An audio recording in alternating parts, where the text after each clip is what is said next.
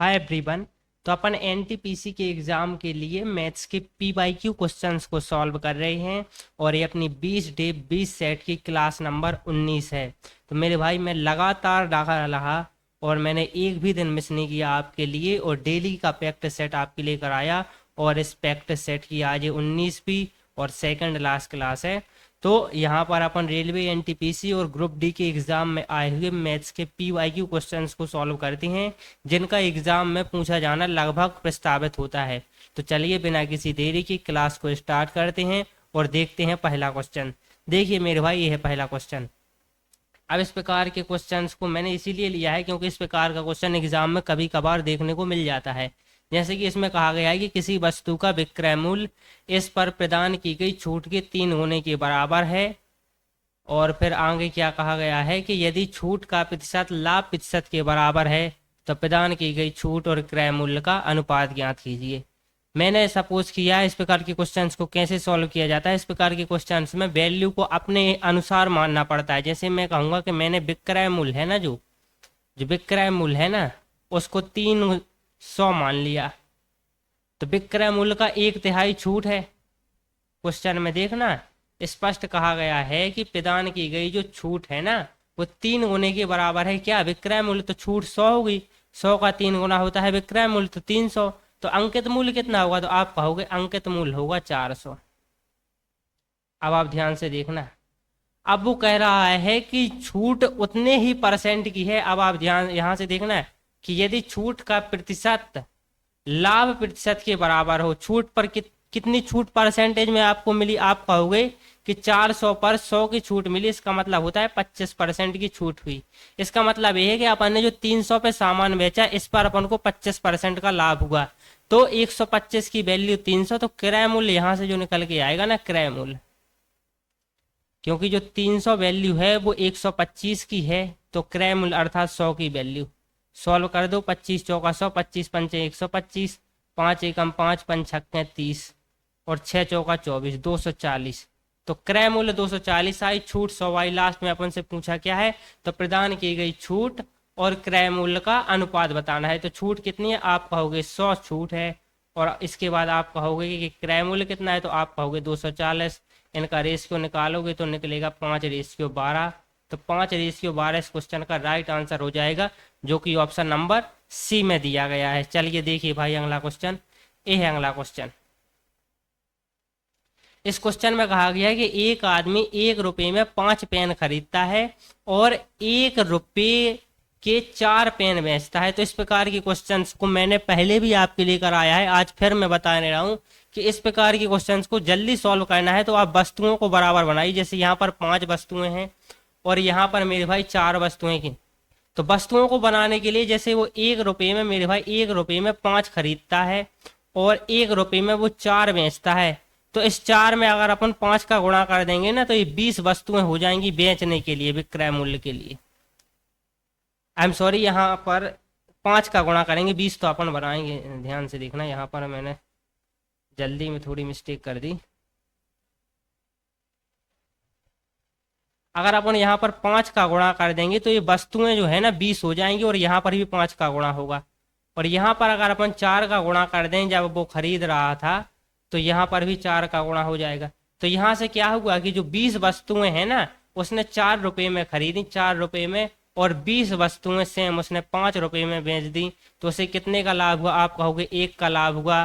कितने पर, तो लाभ को किस पर निकाला जाता है, क्रय मूल्य पर। तो 4 पर 1 का लाभ हुआ, तो 100 पर कितना। सॉल्व करेंगे 25% अपना राइट आंसर हो जाएगा, जो कि ऑप्शन नंबर ए में है। तो इस प्रकार के क्वेश्चंस को कैसे सॉल्व किया जाता है, इस प्रकार के क्वेश्चंस में जो दी गई वस्तु हैं उन्हें सेम बनाया जाता है, फिर उसके बाद क्वेश्चन एकदम सिंपल बन जाता है। देखिए इस क्वेश्चन को। अब इस क्वेश्चन में कहा गया है कि दो संख्याओं का अनुपात 3:4 है। यदि दोनों संख्याओं में से 3 घटा दिया जाए तो अनुपात 2:3 हो जाता है। संख्याओं का योगफल ज्ञात कीजिए। तो जब भी योगफल की बात आए ना, तो देखना कि दो संख्याओं का अनुपात 3 और 4 है, तो इसका मतलब यह है कि 3 और 4 टोटल 7 रेशियो होता है। तो जो भी आंसर होगा वो 7 से जरूर कटेगा, और 7 से कटने वाला सिर्फ एक ही ऑप्शन है, और वो है ऑप्शन सी। तो यही इस क्वेश्चन का राइट आंसर होगा। चलिए अगला क्वेश्चन देखिए। अब इस क्वेश्चन में कहा गया है कि एक कंपनी में 12 कर्मचारी दिए गए समय में 111 मोमबत्तियां बना सकते हैं, 111। तो 148 मोमबत्तियों को समान समय में बनाने के लिए कितने लोगों की आवश्यकता होगी। तो इस प्रकार के क्वेश्चंस को कैसे सॉल्व करना है कि जब समय बराबर दिया जाए दोनों परिस्थितियों में, कि जब 12 कर्मचारी 111 मोमबत्ती बना रहे और जब कोई भी कर्मचारी, अर्थात अपन को संख्या नहीं पता है लेकिन 148 मोमबत्तियों को बनाना है बराबर समय में, तो उसके लिए अपन को कैसे सॉल्व करना है, अपन को लिखना है कार्य बटे कर्मचारी। ये फॉर्मूला मैं बता रहा हूं हर बार कि कार्य बटे कर्मचारी, अगर पुरुष कर रहा होता तो कार्य बटे पुरुष बराबर और कार्य बटे कर्मचारी। ये स्थिति 1 के लिए और स्थिति 2 के लिए। पहली बार में कितना काम हो रहा है, तो आप कहोगे कि मोमबत्ती बनाने का काम हो रहा है 111, तो 111 बटे कर्मचारी कितने थे, आप कहोगे 12। दूसरी बार में 148 मोमबत्ती बनाने का काम हो रहा है, कर्मचारी नहीं पता, अपन इसको x मान लेंगे। 11 का गुणा x के 111 का गुणा x के साथ होगा 111x आएगा और ये होगा 148 गुणे 12। आप x को यहीं पर छोड़ दो, 111 को नीचे लाओ तो 148 बटे 12 बटे 111। 111 का 3 37 का 3 गुना होता है 111। और इसको काटेंगे, इसको जब अपन काटेंगे 37 से तो ये 4 बार जाएगा क्योंकि 37 चौका होता है 148। अब इसको काटेंगे 3 एकम 3, 3 चौका 12 और तो 4 गुणे 4 अर्थात 16। x बराबर आ गए 16 कर्मचारी। 16 कर्मचारी इस क्वेश्चन का राइट आंसर हो जाएगा जो कि ऑप्शन नंबर सी में है। तो इस प्रकार के क्वेश्चंस को करने का सबसे अच्छा तरीका है कब, जब सेम समय दिया जाए और अपन से एक परिस्थिति का कार्य और व्यक्तियों की संख्या दी जाए और दूसरी के लिए अपन को कार्य या फिर व्यक्तियों की संख्या पूछी जाए, तो ये फॉर्मूला लगाना है कि कार्य अपॉन परिस्थिति 1 के लिए, कार्य अपॉन परिस्थिति 2 के लिए, अर्थात कर्मचारियों की संख्या। देखिए इस क्वेश्चन को, इस क्वेश्चन में क्या कहा गया है कि ए और बी क्रमशः 4 घंटे और 16 घंटे में पाइप को भर सकते हैं, तो दोनों मिलकर इसे कितने दिन में, कितने घंटे में भर पाएंगे।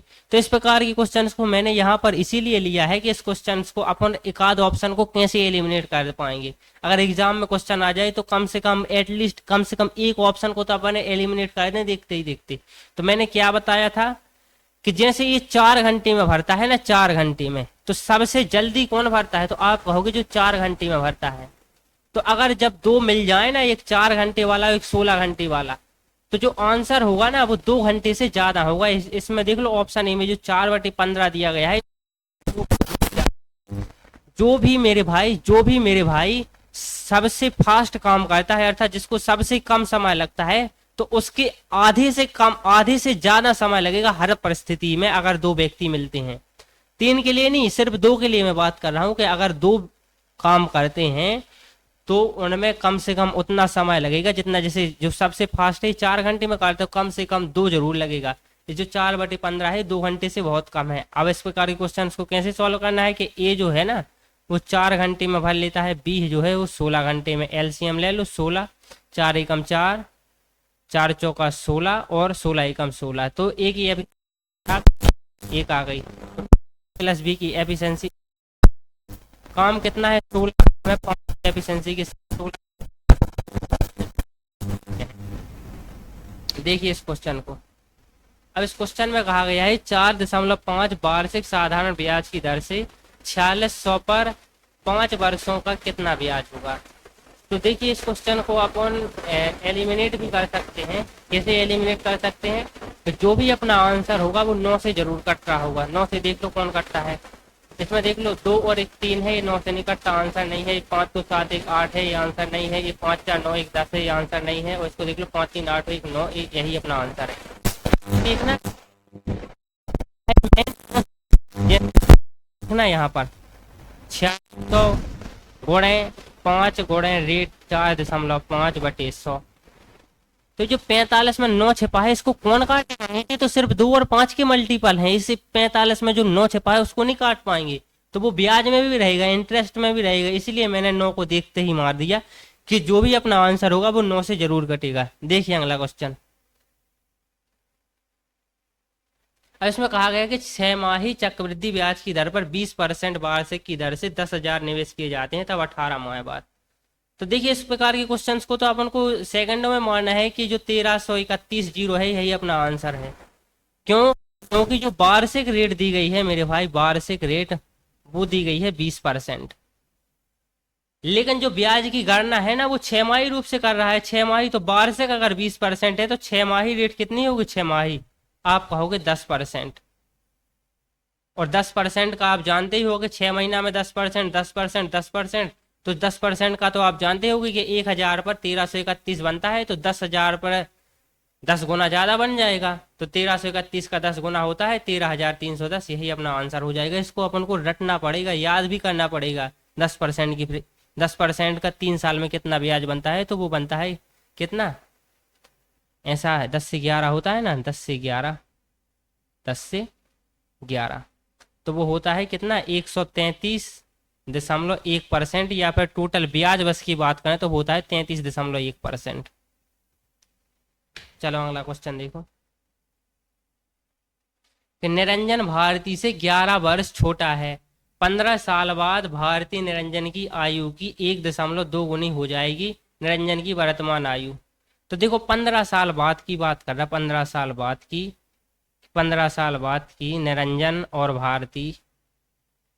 इस क्वेश्चन में कहा गया है कि 15 साल बाद भारती 1.5 गुनी, अगर निरंजन 1 है तो भारती 1.2 है, अगर निरंजन 10 है तो भारती 12 है। इसको अगर और सॉल्व करेंगे, अगर निरंजन 5 है तो भारती 6 है। अभी इनकी आयु के बीच का अंतर 11 साल है, तो 15 साल बाद भी इनकी आयु का अंतर 11 साल ही रहेगा। तो 5 और इस 6 के बीच का अंतर आप कहोगे 11 साल है, तो इस 11 में 5 का गुणा करेंगे तो हो जाएगा 55। तो निरंजन की जो 15 साल बाद जो आयु होगी ना, 15 साल बाद वो 55 साल की होगी। तो अभी 15 वर्ष पहले उसकी जो आयु है वो 40 वर्ष की है, 40 वर्ष की है। और यही अपना राइट आंसर है जो कि ऑप्शन बी में है। देखिए अगला क्वेश्चन, देखना कि इसमें कहा गया है कि 40 छात्रों की औसत आयु 30 वर्ष है, 35 छात्रों की औसत आयु 36 वर्ष है, बाकी छात्रों की औसत आयु। देखिए इस सारे क्वेश्चन को अपन को एग्जाम में सॉल्व नहीं करना है। जैसे 40 व्यक्ति की औसत 30 है, अच्छी बात है, लेकिन जो 25 छात्र हैं उनकी औसत 36 साल, मतलब 6 साल ज्यादा है, 6 साल। तो ये औसत से 6 ज्यादा ले जा रहा है, कितने? 6 ज्यादा। 6 कितने ज्यादा ले जाए? आप कहोगे 25 साल। तो इसका मतलब ये है कि जो 150 के जो बाकी के जो 15 छात्र बचे ना, उन पर 150 का मतलब 150 जो है उनकी साल जो है वो कम हो गई। तो 150 साल कम हो गई कितने पर? आप कहोगे 15 पर। तो कितना कम हो गया? आप कहोगे 10 साल। तो जो 30 साल औसत उम्र हती थी ना, वो 30 में से 10 घट गई, आंसर आ जाएगा 20। अगर अपन को डिटेल सॉल्व करना है तो 40 छात्रों की औसत आयु 30 वर्ष है, तो टोटल आयु होगी 40 गुणा 30 अर्थात 1200 माइनस, और 25 छात्रों की औसत आयु आप कहोगे 36 साल है।